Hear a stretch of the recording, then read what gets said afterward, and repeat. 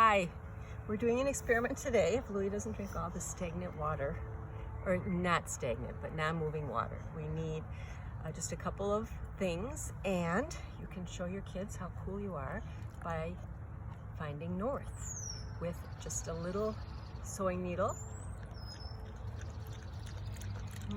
Louis. A leaf and some water. So what we do is we take a piece of metal. Louise.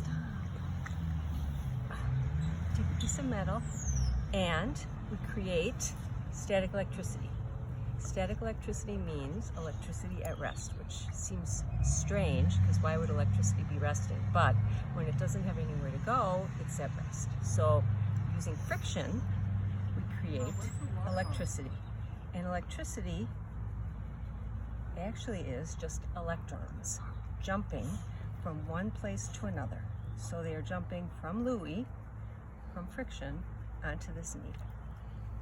And when you get enough electrons in one place on this needle, it will align with a larger magnetic force, which is our Earth's magnetic field.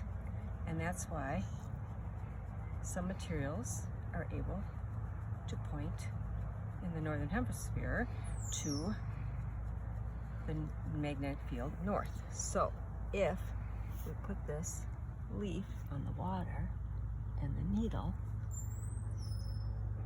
it will align itself.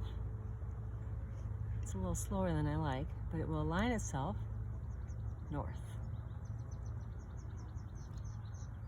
which it is doing. You can see from my compass that this is actually north right there, and the needle is indeed